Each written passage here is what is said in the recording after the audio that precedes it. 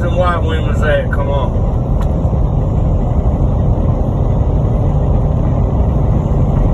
Who got the 20 on them white girls?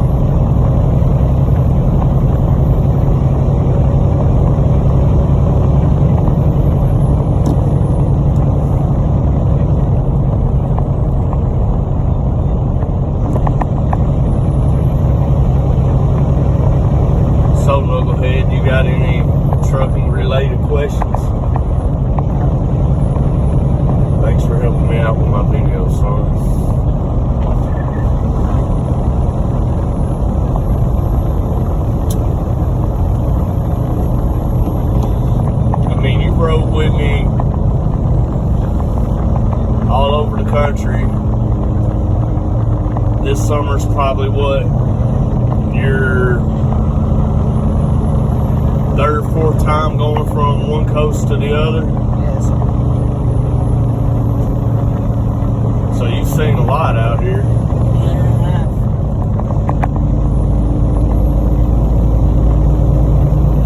There's nothing you're curious about as far as trucking goes.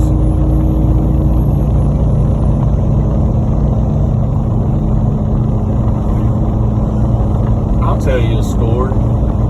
Now I'm thinking about it, I'll just tell you a story. So one time when I was younger, I was at a TA truck stop in Michigan, and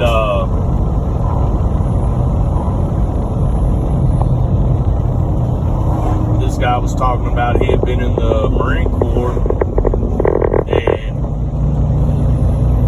dude was saying that he had basically done everything in the Marine Corps except being a space shuttle door gunner, you know.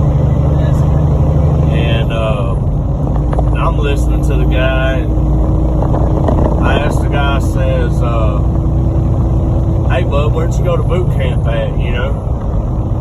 And he said, oh, I went to boot camp in Fort Benning, Georgia. Okay. Now, to somebody that didn't know squat about the military, you might say, oh, okay, cool, you know, thank you for your service or whatever. But if you know much about military service, like I do from having been in the Marines, you know that Fort Benning is the Army base, okay? And so I was like, you know, man, how'd you go to Marine Corps boot camp at an Army base? Well, then all of a sudden he went to talking about he was in some special super secret CIA program and all this other horse shit, you know. And if it would have happened now that I'm older, I would have just said okay, you know, and kept it moving. But being as I was a younger man, I just decided it was a good idea to go ahead and raise the bullshit flag on the story, you know. And yeah, dude didn't take that too lightly, and dude got all pissed off because I caught him out on his bullshit in front of everybody, and dude threatened to cut me.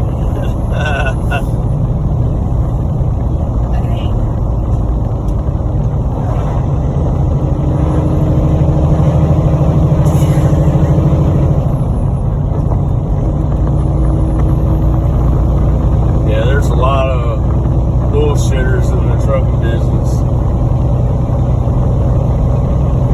You know how to tell the difference between a fairy tale and a trucker story? A fairy tale starts with once upon a time, and a truck driver story starts with you ain't gonna believe this shit. That's the main difference.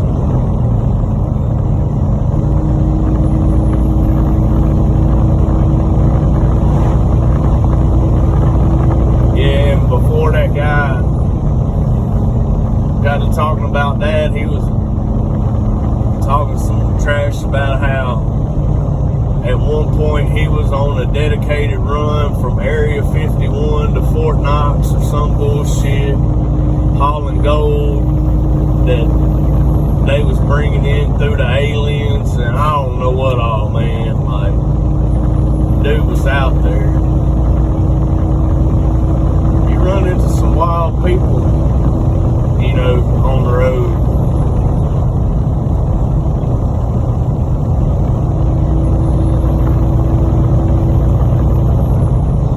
Hear all kinds of stories.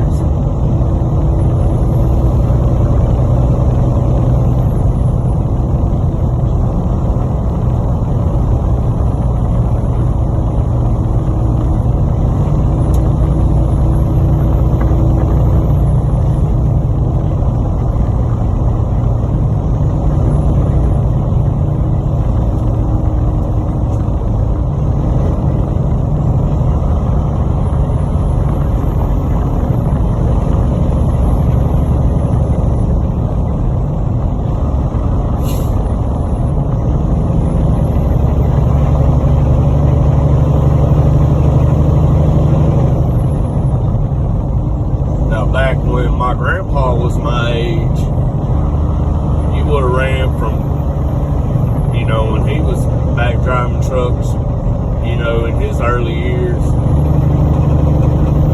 they would have drove from coast to coast on 2-lane roads, you know.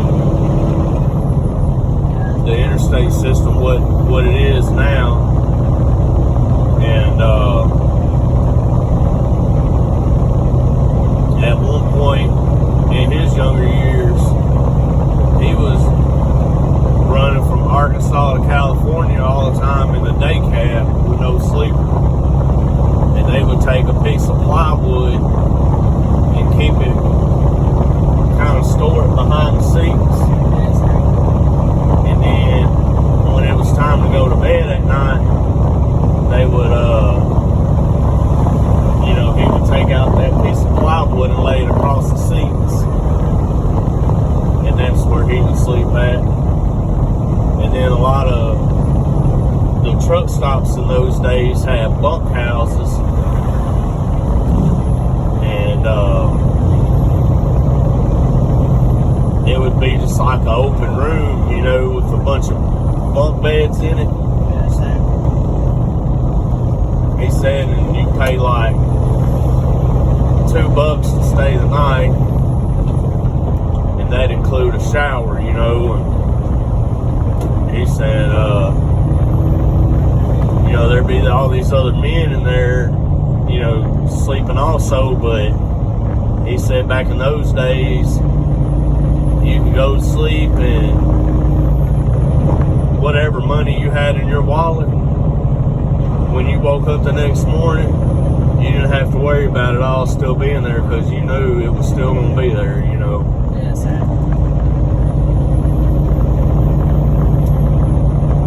I have a question. What's that? Why is there always like these turn off headlights for this like mile area? Why is there the daytime headlight areas out here, out west? I guess sun, so just for better visibility. What Jaden asked was why out west on a lot of these 2-lane roads they'll have signs up that says daytime headlight area. It's just for increased visibility.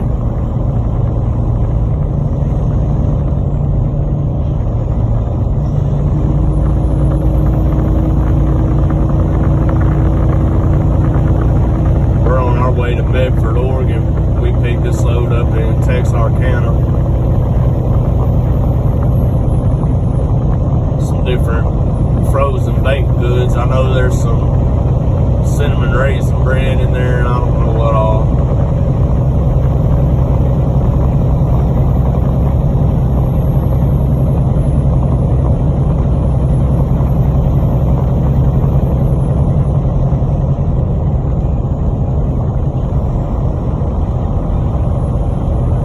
Thought we'd give folks a chance to ride along with us for a few minutes.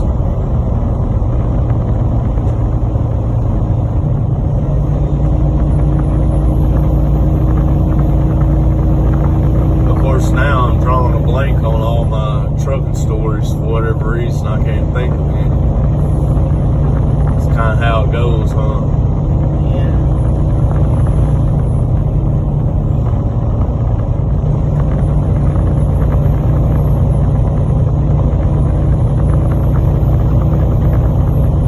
We're riding in a 2020 Peterbilt 579 with a 500 horsepower Cummins and a 10-speed standard transmission, 336 rear ends,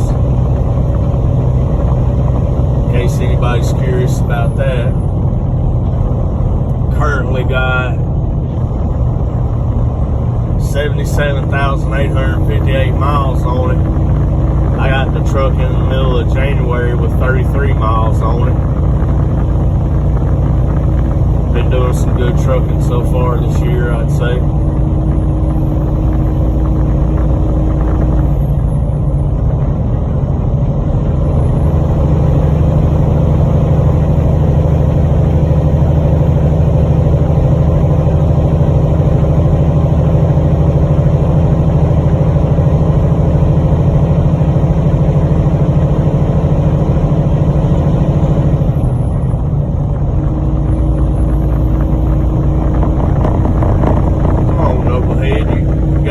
Jog my memory on, get me going on some trucking stories.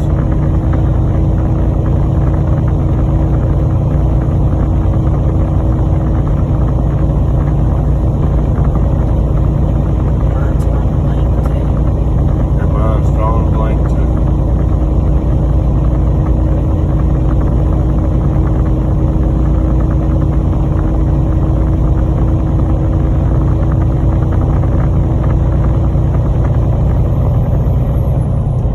The baseball stadium in Little Rock where the Arkansas Travelers play. Yes, sir. I think it's called Diggy Stevens Park, if I'm not mistaken. Anyway, I hauled some of the bricks in for the sidewalk, for some of the walkways in that ballpark. Whenever they were building it.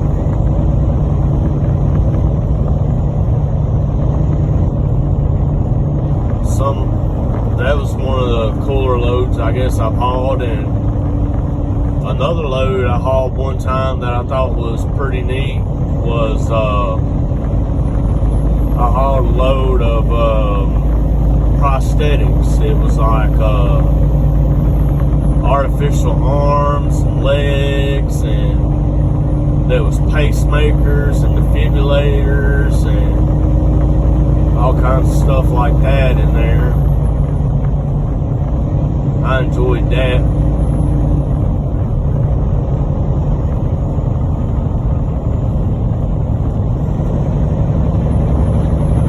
And then back last year when the COVID pandemic was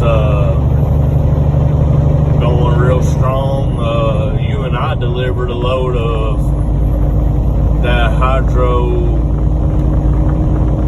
don't even know how you say it, hydroxychloroquine or however that damn malaria drug they was using to treat the COVID. Yes, sir. Remember we delivered a load of that in Memphis. Oh, yeah, I remember.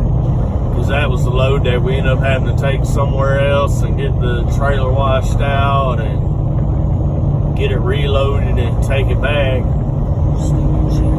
Yeah, because somebody, just in case anybody's listening to this and decides to go pulling a reefer, after you get off a load of fresh chicken, you need to get the trailer washed out because somebody didn't do that and then went and loaded that medication and brought it to us on Saturday morning to deliver Monday, and it sat all weekend with fresh chicken juice in the floor at 65 degrees. So Monday morning when Jaden and I got to the delivery and cracked the doors open, it smelled like death in there.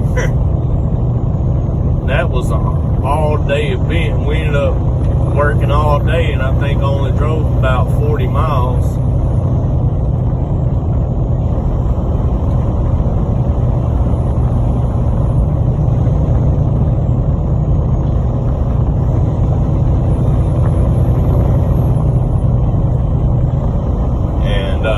Also last year, in the kind of start of the pandemic, I hauled a load of COVID tests from outside of Boston in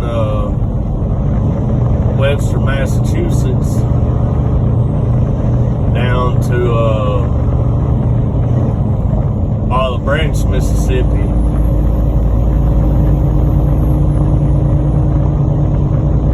I more or less had to run that load straight through. I ran from up there by Boston just to right outside of Nashville, Mount Juliet, Tennessee, and shut down for a couple hours and got up and went on the rest of the way in. It's not normal to run like that, but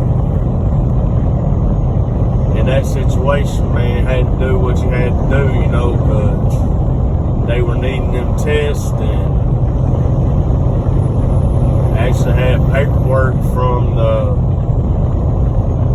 part of the federal government. I think it might have been the CDC or health department or whatever,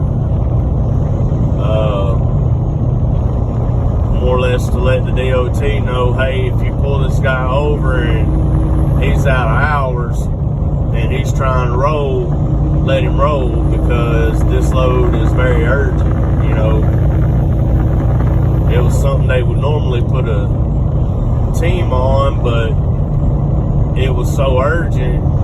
Whoever was shipping it, it was so urgent. They just needed somebody on it. They needed that load moving as soon as possible. So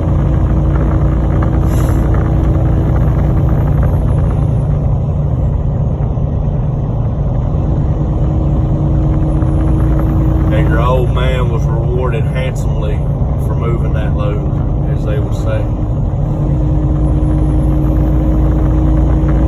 There's good money in trucking, you know. There can be.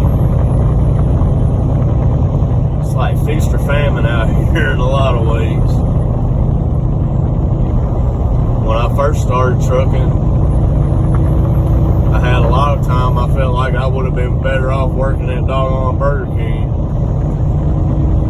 But once I got my experience up, that helped a lot. But it's like anything, man, you gotta start off at the bottom and work your way up.